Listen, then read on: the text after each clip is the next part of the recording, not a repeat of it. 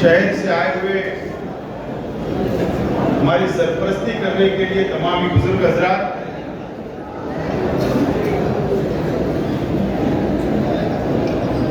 ताहिरा शेख असीस साहिबा और अभी आप लोगों की मौजूदगी में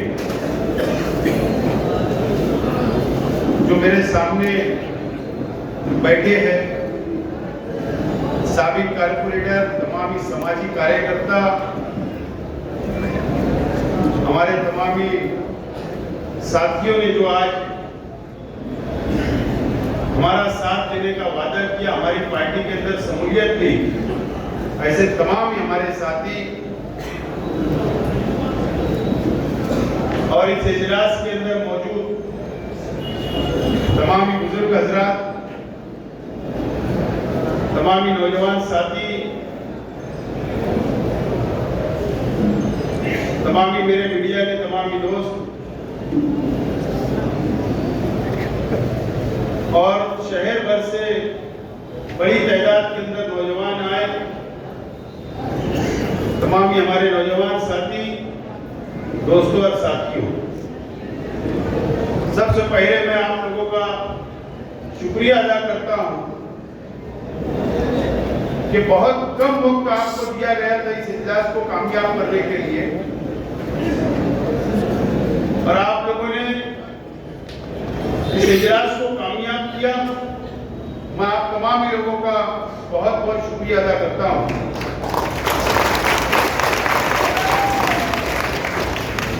और जिन लोगों ने आज यहाँ पर पार्टी के अंदर शमूलियत ली, ऐसे तमाम ही हमारे साथियों का पार्टी के अंदर इस्तेकबाल करता हूं और उन तमाम ही साथियों से ये वादा करता हूं, ये यकीन दिलाता हूं कि आप लोग इत्मीनान रखें, जो वादा हम लोगों ने आपसे किया है और आप लोगों ने जो वादा हमसे किया है, इंशाअल्लाह उसको पूरा करने की हम पूरी कोशिश करेंगे। दोस्तों और साथियों, मिशन 2024 आपको मेरे पीछे नजर आ रहा है, बोर्ड के ऊपर लिखा है मिशन 2024 असेंबली। सितंबर के अंदर, सितंबर महीने में आचार संहिता डिक्लेयर हो जाएगी, महाराष्ट्र असेंबली के चुनाव डिक्लेयर हो जाएंगे और अक्टूबर में महाराष्ट्र के अंदर और कई राज्यों के अंदर असेंबली के चुनाव होंगे। और आज हम यहाँ पर इस इजलास के अंदर जो हमारे तमाम ही छोटे बड़े, तमाम ही हमारे सरपरस्त, हमारी बहनें जो आज हम यहाँ मौजूद है, यहाँ जमा हुए हैं, हम लोगों को असेंबली का जो मिशन हमारा अपना है उसका लाइमत तैयार करने के लिए, हमारा रूपरेखा तय करने के लिए, दिशा तय करने के लिए आज यहाँ पर हम सब लोग जमा हुए हैं। मुझे याद है कि 1996 में शेख असीस साहब ने पहला आजाद इलेक्शन लड़ा, आजाद उम्मीदवार के तौर पर। अभी असगर अंसारी साहब ने बताया, उस वक्त तकरीबन 35,000 वोट शेख असीस साहब ने आजाद उम्मीदवार की हैसियत से लिया था। लेकिन उस वक्त भी शेख असीस साहब ने, आज मैं समझता हूं काफी बुजुर्ग यहाँ पर बैठे, जो उनके वो साथी आज मंच के ऊपर वो साथी बैठे जो 96 का भी इलेक्शन लड़े।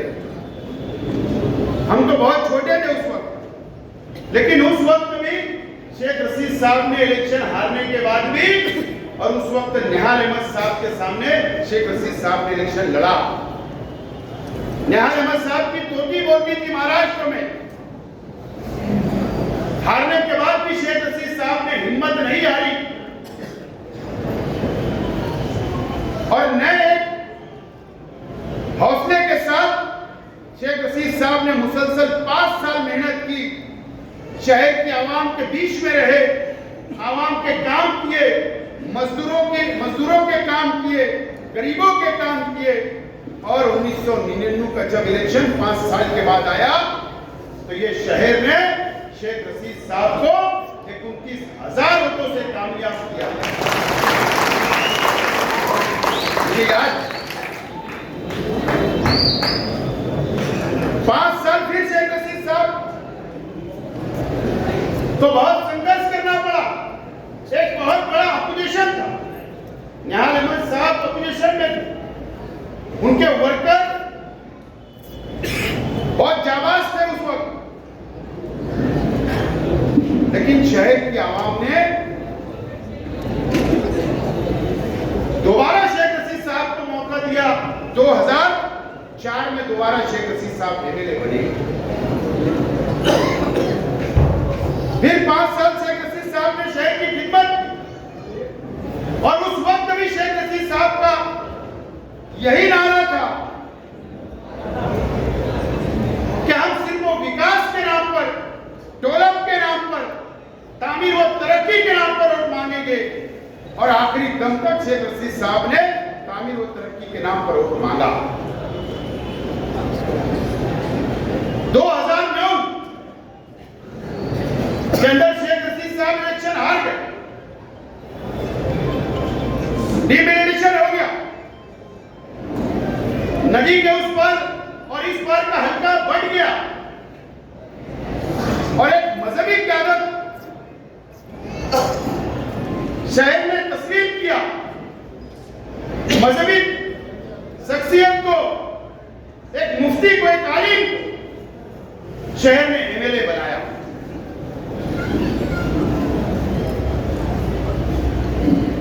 शहर का हर फैसला सर आपको पर। मैं आज वो 5 साल पूछना चाहता हूं शहर की आवाम से।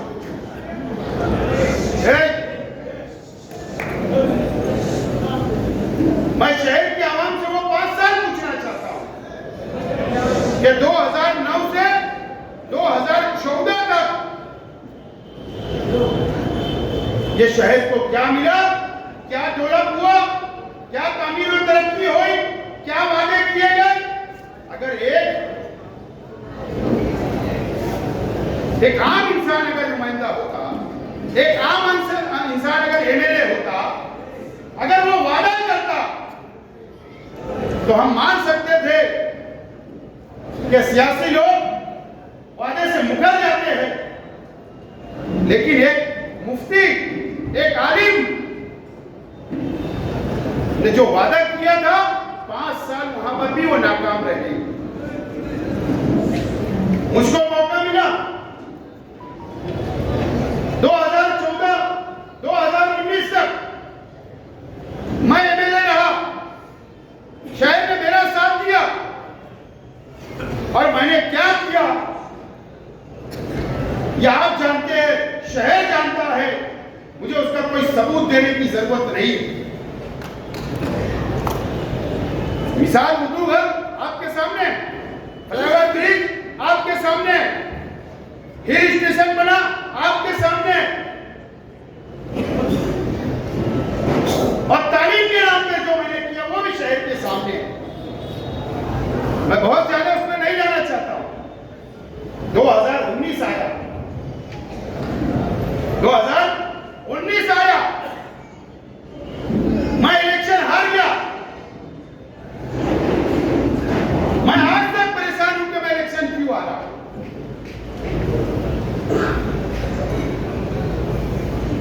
और मेरे अपने मुखालिफ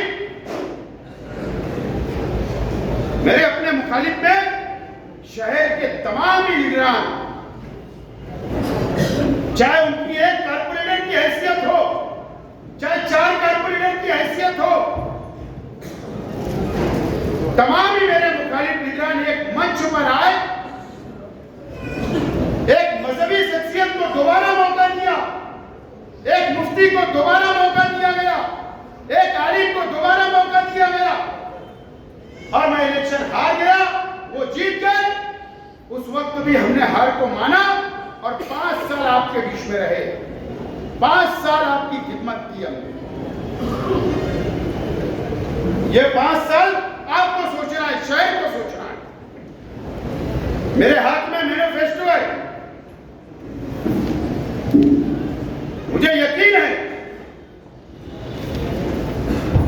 कि मालेगांव शहर की आवाम बहुत बेदार है, सियासी तौर पर, समाजी तौर पर, दीनी तौर पर, तालीमी तौर पर बहुत बेदार है। ये मैनिफेस्टो है मेरे हाथ में। ये 2019 का एमआईएम का मुफ्ती मोहम्मद इस्माइल कासमी साहब का मैनिफेस्टो है। इसमें 81 वादे किए गए थे, 81 वादे।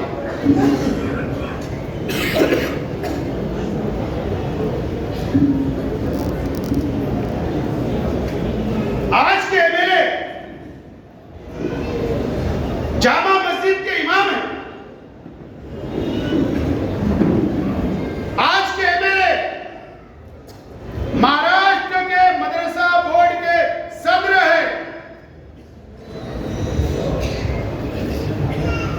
लश्कर वाली ईदगाह के इमाम है। दारुल उलूम देवबंद के रुकन है। जमीयतुल उलमा के सदर है। और ना जाने मुझे याद नहीं है कि कितने ओहदे मजहबी तौर पर उनके पास हैं। मैं माफी के साथ बोल रहा हूं, यह शहर दीनी तौर पर बहुत बेदार शहर है।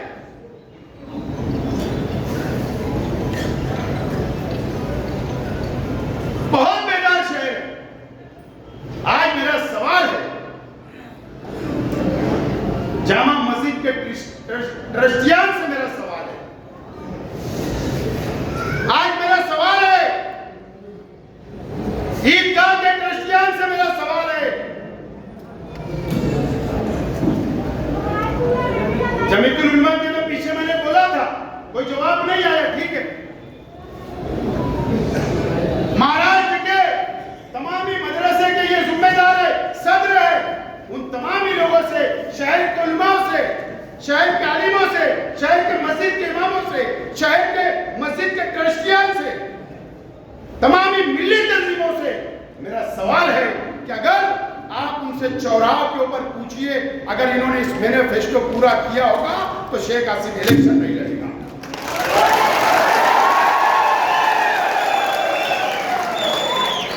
नहीं लड़ूंगा इलेक्शन, क्योंकि मुफ्ती का वादा था। अगर मुफ्ती झूठ बोल सकता होगा तो वो मुझको बोल दे, और अगर ये बता दो कि एक मुफ्ती कभी झूठ नहीं बोल सकता तो वो मुझे बता दो और शहर को बता दो। इनके फतवे हम मानते हैं, उसी फतवे पे चलते हैं। अगर कोई आलिम, कोई मुफ्ती ने फतवा दे दिया तो हम उसको मानते हैं, उस पर चलते हैं। और ये जो झूठ बोला गया इस शहर से 5 साल जो धोखा दिया गया, इसका जवाब कौन देगा? ये सवाल आज मेरा है।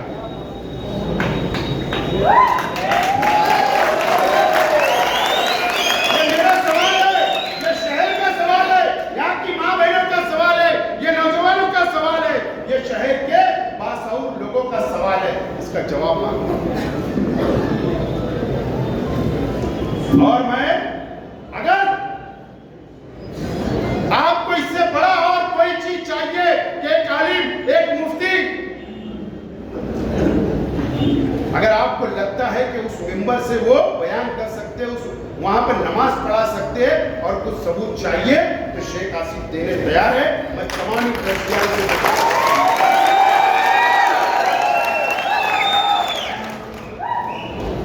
मुझसे मिलिए, मैं सबूत दूंगा।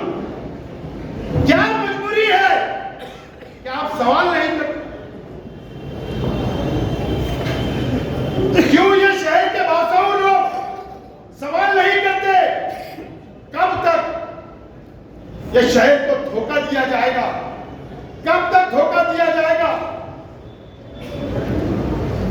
फतेह मोहम्मद साहब यहां बैठे, हाजी साहब, ये शाह बिरादरी के सबसे सीनियर, इन्होंने तंजीमें चलाई है, आज तक सरपरस्ती कर रहे। इसी मैनिफेस्टो के अंदर वादा है, इसी मैनिफेस्टो के अंदर। ये लोग तो मेरे साथ थे।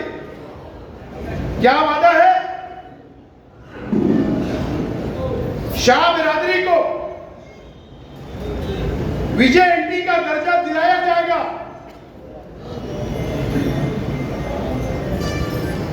ये वादा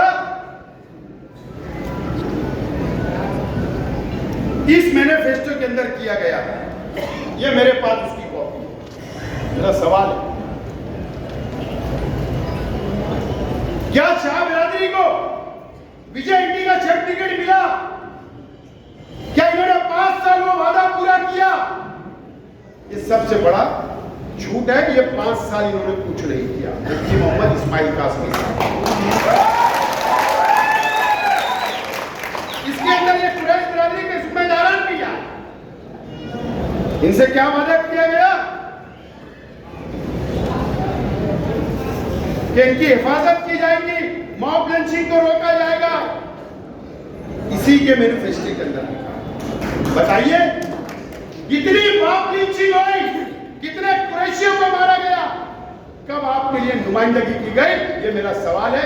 आप लोगों से भी, कुरैश बिरादरी से भी, शाह बिरादरी से भी मेरा अपना सवाल है। झूठ। मैं आज इसके अंदर एक वादा था, इसके अंदर निहाल अहमद मौलवी मोहम्मद उस्मान साहब का भी फोटो है, इसमें मुस्तकीम डिग्नेटी साहब का भी फोटो है, इसमें बुलंद इकबाल साहब का भी फोटो है।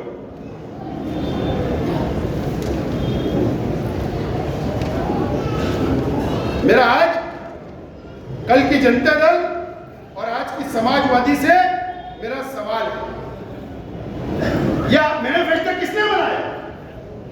कौन था? आप ही लोग थे ना, आप ही लोगों ने इलेक्शन लड़ा ना। इसके अंदर क्या लिखा है?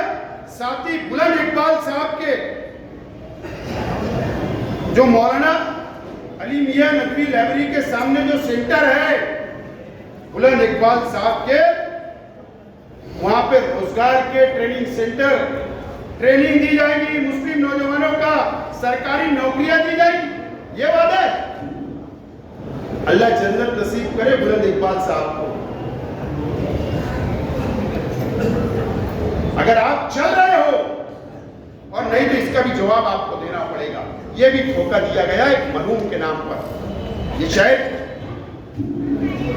बहुत सारे किस्से वादे हैं बुनकर भाई, मैंने पहले भी कहा, अगर ये कोई भूल रहे होंगे बुनकर भाई, तो ये मैनिफेस्टो आप उठाकर देखो कि आपसे क्या क्या वादे किए गए, आपसे क्या वादा वफा किया गया, ये भी आप देखो। मजदूरों से भी वादे किए गए। माथारी बोर्ड जैसा आपका बोर्ड बनाएंगे, कहां है? झोपड़पट्टी के अंदर डोला विकास तामीर करेंगे, कहां है? मां बहनों को रोजगार देंगे, कहां है? ये तमाम ही पढ़ो। मैं बहुत लंबी तकरीर नहीं करूंगा, रात निकल जाएगी। इतना बड़ा मैनिफेस्टो था। और एक मुफ्ती, एक आलिम ने वादा किया था इस शहर से। अब मुझे बताओ, मैं पूछना चाहता हूं लोगों से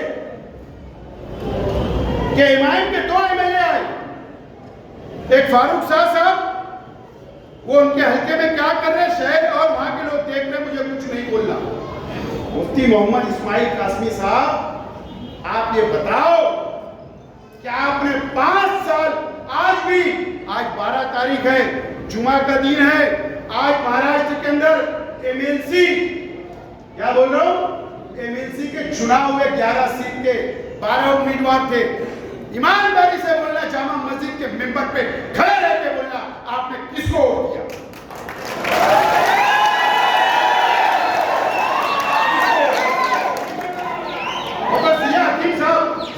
जिया हकीम साहब ट्रस्ट है, माफ करना, जिया हकीम साहब जाफर नगर में अख्तराबाद में पीछे रहते।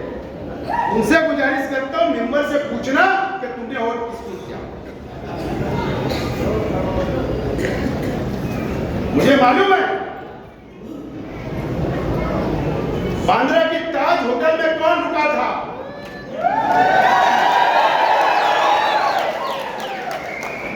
आई भी आपने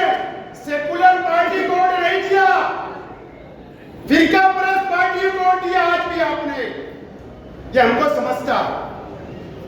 इससे पहले जो चुनाव हुए राज्यसभा का, एमएलसी का, वो तो वीडियो बताया था दगड़ू आईबी में। उस वक्त भी आपने फिरका परस्त पार्टी को वोट किया, तो मेंबर से बताना। आपने जब बहुमत सिद्ध करने की बात आई, महाराष्ट्र असेंबली के अंदर स्पीकर का चुनाव था, मुझे बताओ यार, मेरा दिमाग काम नहीं करता। एक शख्स से इमाम से चूक क्या था। कुलाबा की ताज रेसिडेंसी में जो होटल है, वहां पर वजीर आला से मिलने जाते हैं, और बाहर जब नासिक का एक कुलकर्णी नाम का पत्रकार है एबीपी माझा का, वो उनसे सवाल करता है, शायद नाम भूल रहा हूं लेकिन एबीपी माझा का है। उसने पूछा कि आप यहाँ क्यों आए थे? क्या बोले पता है? वजीर आला साहब से मैं मिलने आया था, मैं हज पे जा रहा हूं, उनको गलत फहमी ना हो। जैसा हमें मालूम था क्या?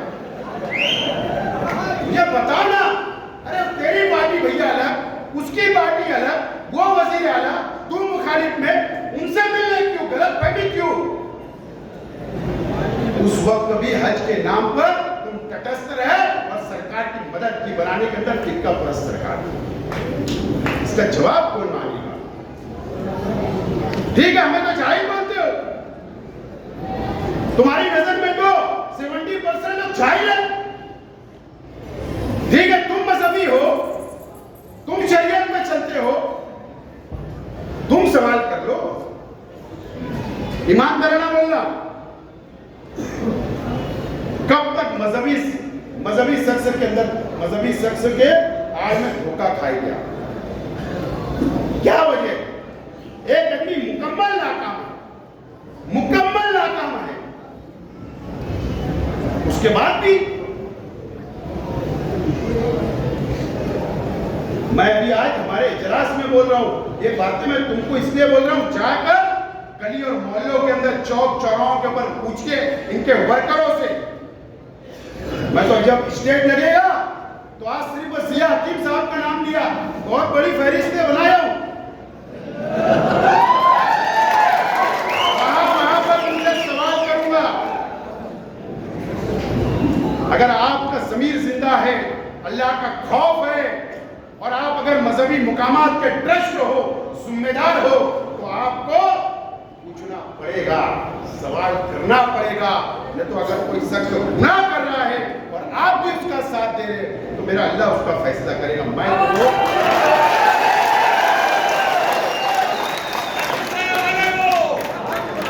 इसका मैं पोस्टमार्टम आगे करूंगा,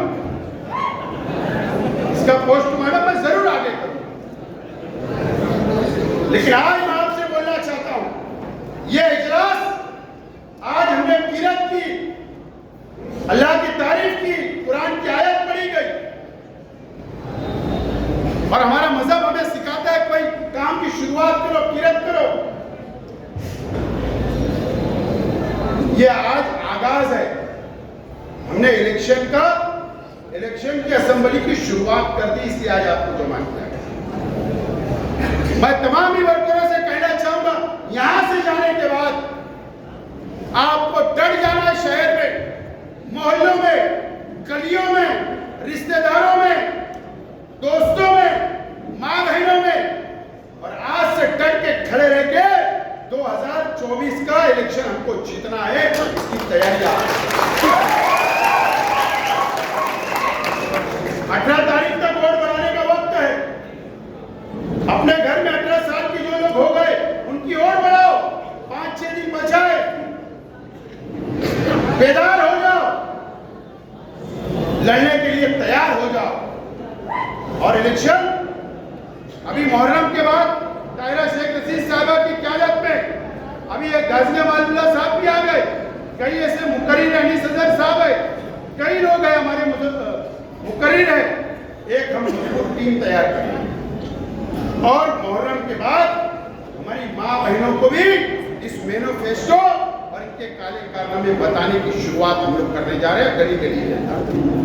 आप तमाम ही लोगों से कहा जिनको मीटिंग लेना है, लेडीज मीटिंग करना, 50 पियो, 100 पियो, 200 पियो, 500 की करो, 50 की हो तो बुलाइए, हम सब आएंगे और हम वहाँ मीटिंगें लेंगे और जहन साजी करने का काम आज हम लोगों को शुरू करना पड़ेगा।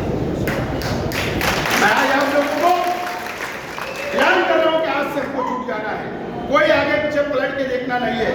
शेख रशीद साहब ने हमको बहुत कुछ सिखा के गए और अल्लाह का करम है, इतना खजाना मालूमात का दिए है, इतनी टेक्निक दिए है, इतने हिकमत अमली करने के तरीके बता के गए। हर उनके काम, उनकी हिकमत अमली को जो उन्होंने सिखा के गए, हमको लेकर आगे बढ़ना है और इंशाअल्लाह हम लोग जीतेंगे।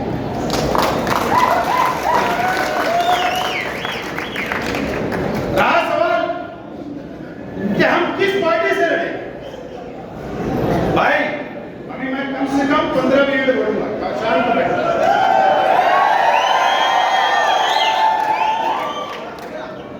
अभी तो 2020 खेलना बाकी है,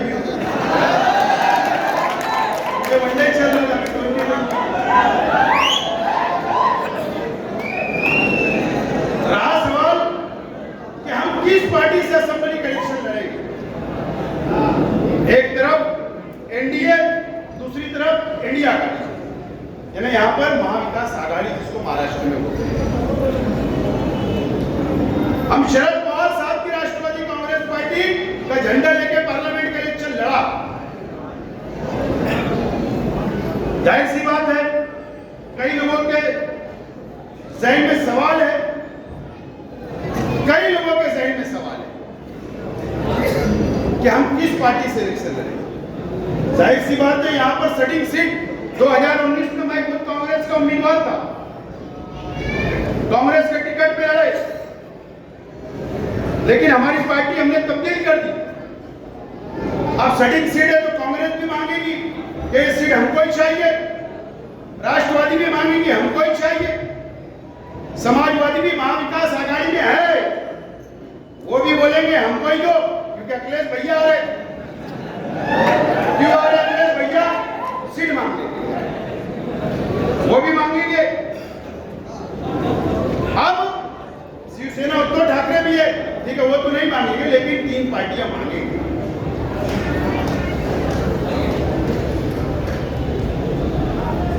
मैं आज आप लोगों को एक बात साफ कर देना चाहता हूं कि महाविकास आघाड़ी हो, हमको सीट छूटे या ना छूटे, हम हर हाल में असेंबली इलेक्शन लड़ेंगे।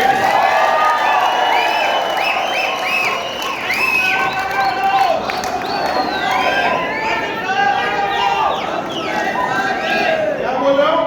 महाविकास आघाड़ी से अगर हमको सीट छूटे ना छूटे, हर हाल में असेंबली इलेक्शन लड़ा जाएगा और इंशाअल्लाह आपका साथ रहा तो मैं लड़ूंगा भी और जीतूंगा भी। हमको जहन बनाना है, सीट छूटे ना छूटे, ऐसा समझ लो कि हम आजाद हैं, समझ लो हम आजाद हैं, और आजाद का जहन बना के चल पड़ो। कौन सा सिंबल, ये सिंबल, वो पार्टी, सब छोड़ दो, बस निकल पड़ो।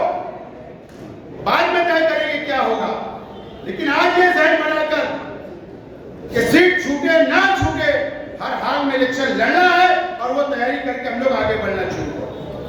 कोई फिक्र उकर मत करो। अगर कांग्रेस सीट नहीं छोड़ेंगे तो क्या हम बैठ जाएंगे, काम करेंगे, सवारी पर नहीं हो। चाहे इसको बगावती सूर बोलो, क्या आघाड़ी का धर्म का मैं पालन नहीं कर रहा वो बोलो, जिसको जो समझना हो समझे, लेकिन हर हाल में इलेक्शन चला।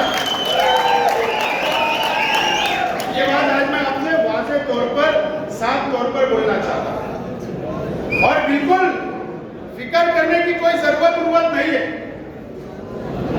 आपने मेरे परिवार की और हमारे अपने कार्यकर्ताओं की हिम्मत आपने ये 45 दिन के अंदर भाप ली है।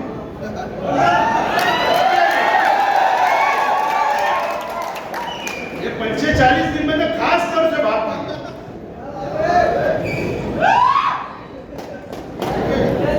कितनी हिम्मत होना, कितनी हिम्मत होना।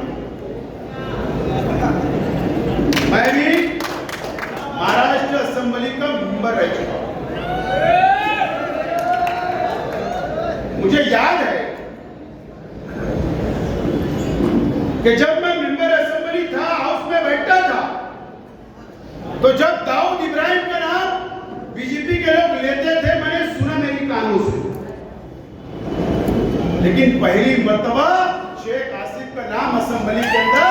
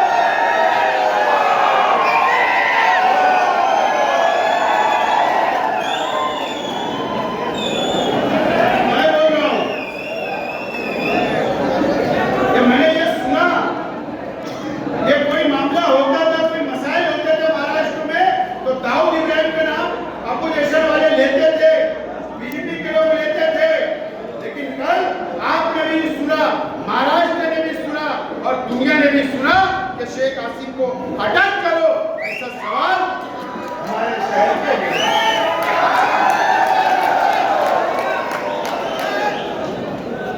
क्यों किया पता है?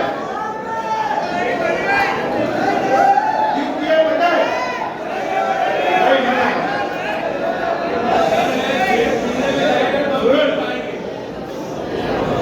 पानी की टाकी लीकेज हो रही थी, इसके लिए वो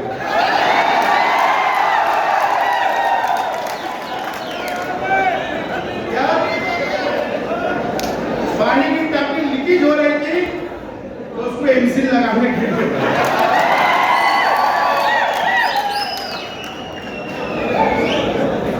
उनके चेहरे में खौफ नहीं देख रहे, लेकिन मुफ्ती साहब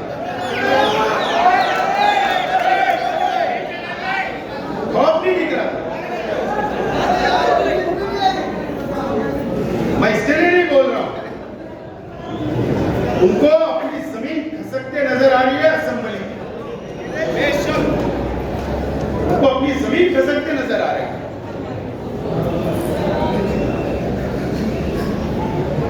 और तुमने फिर झूठ बोला था। क्या बोले थे खयाबान चौक, निसार चौक में कि मैंने सवाल लगा चुका हूं। सवाल किसको बोलते मुझे पता। इजलास जिस दिन चालू होता है, शुरू होता है ना, उससे 1 महीना पहले सवाल डाला जाता है, बीच में सवाल डालने का मौका नहीं मिलता है मेरे। तुमने कल 0 आवर में बोला, क्या बोला? 0 आवर में बोला ना। सामने मंत्री बैठे थे, गृह मंत्री, और ना तुम्हारी बात पर स्पीकर ने जबान हिलाया। क्या बोल रहा हूं? मुझे मालूम है बहुत गंभीर जब बात होती है तो स्पीकर आखिरी में आदेश देता है कि सरकार ने दखल लेना, सरकार ने नोंद लेना। ऐसा कुछ नहीं बोला गया, आपने पढ़ा, वो सुना गया और वो बात खत्म।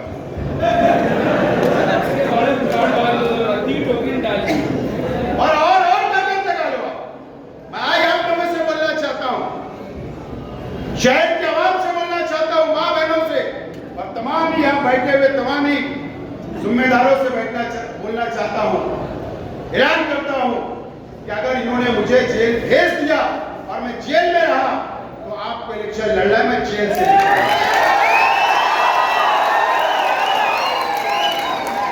अगर इन्होंने जेल भेज दिया तो भागूंगा नहीं, जेल जाऊंगा, वहां से नॉमिनेशन करूंगा और आपको इलेक्शन लड़ना है, शहर को इलेक्शन लड़ना है और जेल में से बैठकर आपको मुझे जिताना है और मुझे उम्मीद है कि आप मुझे आप सोच रहे हो इनको जेल में डाल दो तो ये बैठ जाएंगे। बेवकूफ इंसान कभी ऐसा नहीं हो सकता। शेख रशीद की औलाद है,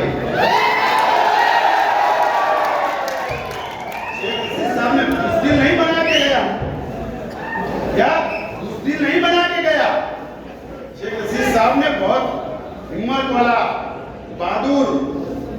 उनको बनाकर शेख रशीद साहब दुनिया से आज बोल रहा हूँ, बिल्कुल डरना नहीं।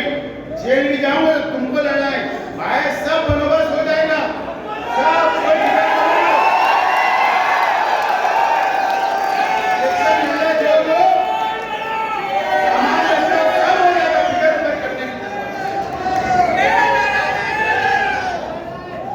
करने की जरूरत नहीं, बस लड़ना है। मैं सुना कि आज जलसा है शहर में कई। मुफ्ती साहब, आप मुझे बताओ, ये शहर की लाखों और इस महाराष्ट्र की लाखों आवाम ने अपनी आंखों से देखा और पुलिस के रिकॉर्ड पर है, कोर्ट के रिकॉर्ड पर है कि क्रॉस फायरिंग हुई, वीडियो है। सरकार बेवकूफ है क्या आप पुलिस को बेवकूफ समझते हो क्या? कि मैं असेंबली के अंदर बोल दूंगा, एक बाजू बोल दूंगा, दूसरी बाजू पता नहीं रहता।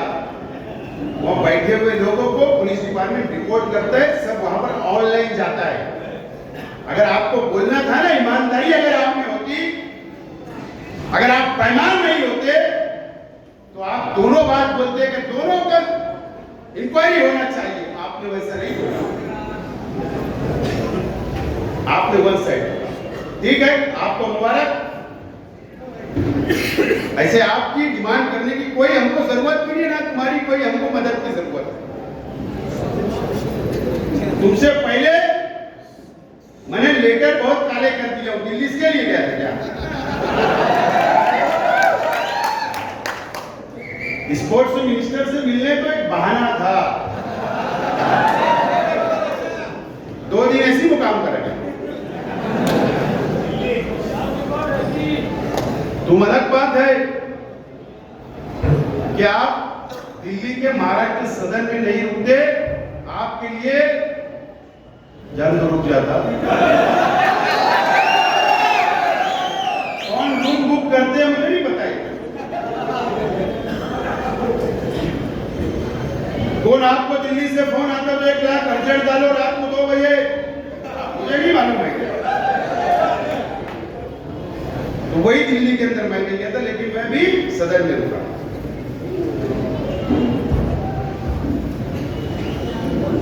दोनों क्रॉस फायरिंग की मैंने इंक्वायरी मांगा।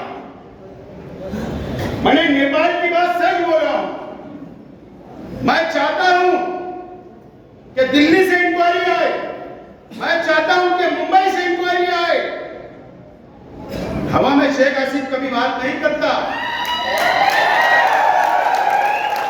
मोबाइल में बहुत मटेरियल है। ये मोबाइल में सिर्फ लड़कियों से बात करना, औरतों से बात करना नहीं है। ये बहुत मटेरियल है इसमें। मैं चाहता हूं इंक्वायरी आए, चाहे मरकजी हुकूमत की आए, चाहे महाराष्ट्र हुकूमत की आए। और मैं चाहता कि मुझको बुलाया जाए इंक्वायरी के लिए कि आपने लेटर दिया, आपने डिमांड की, नेपाल की बात की, तो आपके पास क्या सबूत है? सिर्फ मेरे से ये पूछे, मैं इंतजार कर रहा हूं। पुलिस को सबूत दूंगा, पुलिस को सबूत दूंगा जब समझ में आएगा। मैं आगरा 2-3 दिन जाना हुआ मेरा। शाहजहां ने मुमताज के लिए ताजमहल बनाया।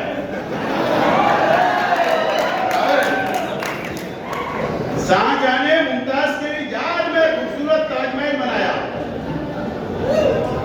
पूरी दुनिया उसको देखने आती है, गोरे काले अंग्रेज सब आते हैं, मोहब्बत करने वाले भी वहां जाते हैं। लेकिन जो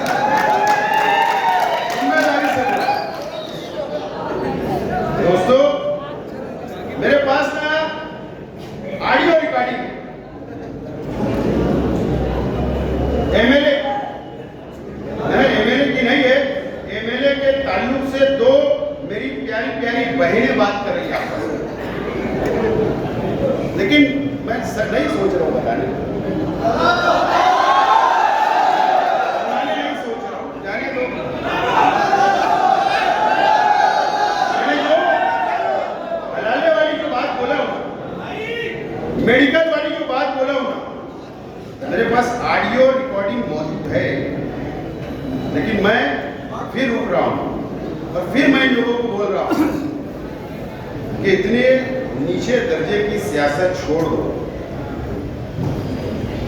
इससे नीचे दर्जे की सियासत छोड़ दो। शहर में शहर की बदनामी मत करो। अगर तुम मेरे परिवार पे, मेरे कार्यकर्ताओं पे अगर झूठे इल्जाम लगाना बंद नहीं करे,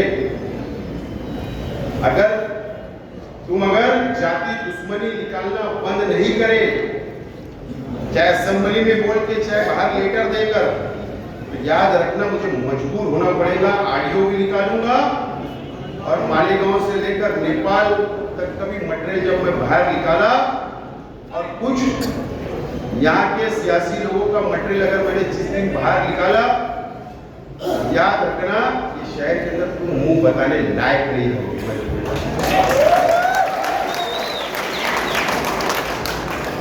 मुंह बताने लायक नहीं रहोगे तो इलेक्शन क्या लड़ोगे? सब मेरे पास मटेरियल, लेकिन मैं इस शहर का यहाँ पैदा हुआ, इस शहर से प्यार करता, ये मस्जिद और मीनारे शहर को बदनाम नहीं होने देना चाहता, इसके लिए मैं रुक रहा हूं। और मैं क्रॉस फायरिंग के भी बहुत सबूत है। कौन सा तड़ीपार आदमी मनमाड़ से यहां था उस दिन, उसके फोटो भी है, उसका नाम है, सब है मेरे। लेकिन मैं ये मानता हूं कि कोर्ट फैसला करेगी, पुलिस इंक्वायरी करेगी, पुलिस को जो सच होगा वो करे। आप क्या समझते हो मेरी इंक्वायरी नहीं हुई? आप क्या समझते हो? इन्होंने तो कल बोला, मेरी तो 1 हफ्ते से इंक्वायरी चल रही है। रोजाना मैं 3 दिन गया हूं पुलिस स्टेशन, मेरा जवाब हुआ है, जवाब मैंने नोंद करवाया हूं। खालिद हाजी ने भी अपना जवाब नोट करवाया, अकील चाचा ने भी उनका जवाब नोट करवाया। क्या हमारी इंक्वायरी नहीं चल रही? लेकिन पुलिस को अगर लगता है कि हम मुजरिम हैं तो कार्रवाई करें, लेकिन सबूत बताए, सबूत बताए, सबूत। अगर ये हजरत सोच रहे हो मैंने असेंबली में बोला तो पुलिस पकड़ लेंगी, ऐसा होगा नहीं। जब से दाऊद इब्राहिम भागा है तो पार्लियामेंट की संसद में बोला गया अभी तक तुम इसको पकड़ा गया। तो ऐसा बोलने मिलने से होता नहीं, सबूत लगते हैं। तो मैं आज यही रुक रहा हूं, लेकिन आप लोगों से अपील करता हूं दोस्तों, मटेरियल मेरे पास बहुत है। और आपको मैं एक बात बोलता हूं यार,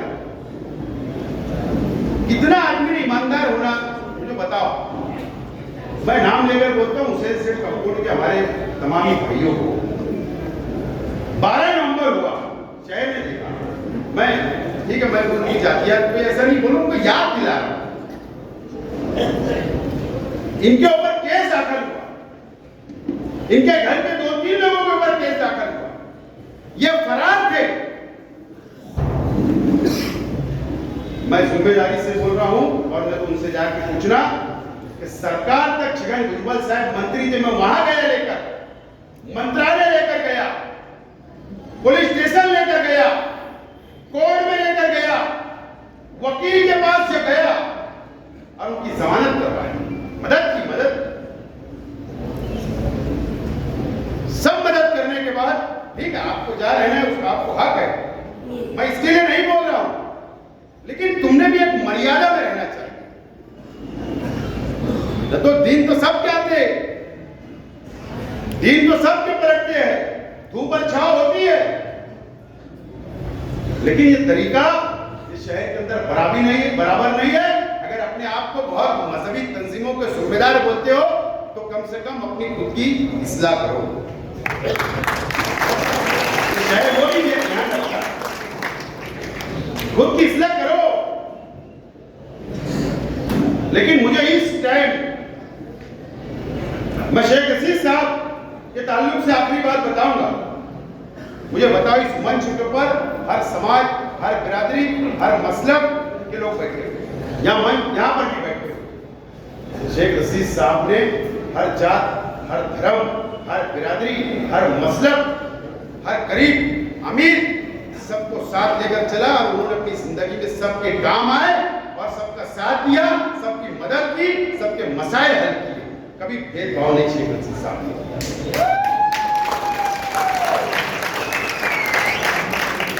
अगर किसी का भी शेख रशीद साहब ने काम किया होगा एक बार बराबर भी, तो आज आप लोगों से मैं अपील करता हूं कि आओ हमारे साथ खड़े हो जाओ। शेख रशीद साहब की तरह मैं भी काम करूंगा, मेरा परिवार भी आपके साथ खड़ा रहेगा, मैं भी आपको लेकर चलूंगा। मैं भी कोई भेदभाव नहीं करता और ना इंशाल्लाह करूंगा, सबको साथ लेकर चलूंगा।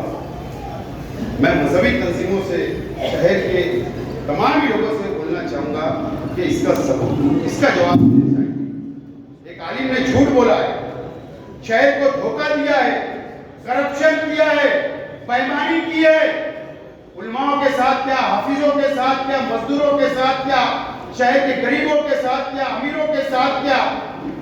बहुत बड़ा धोखा ये। या तो इसके ऊपर फतवा दे दो, अगर फतवा आ जाएगा कि नहीं वो झूठ बोल सकते तो मैं उम्मीदवारी से मांगा नहीं तो ये चलता रहेगा। और ये कब तक चलेगा, कब तक? कहीं तो इसको रुकना चाहिए। बस यही गुजारिश है कि आज हमारा ये जो मेड़ावा है, ये इजलास है, ये हमारे जाबाज कार्यकर्ताओं का। आप बहुत जाबाज हो, आप एक एक लोग 100-100 वोट के मालिक हो, आप हजारों वोट के मालिक हो। अगर आज से आपने तय कर लिया, ये मुहर्रम का मुबारक महीना चल रहा, अगर आपने यहाँ तय कर लिया और यहाँ से निकल के अगर आप लोग लग गए, तो मुझे अल्लाह की जात से उम्मीद है कि इंशाल्लाह कामयाबी हमारी होगी। और मैं आपसे अपील करता हूँ कि आज से लग जाओ और वक्त पे पार्टी का प्रोग्राम दूंगा और मुहर्रम के बाद इंशाल्लाह आपको प्रोग्राम के तहत आपसे मुलाकात का सिलसिला, मीटिंग का सिलसिला, कामकाज का सिलसिला, लेडीज मीटिंग का सिलसिला चलता रहेगा। बहुत बहुत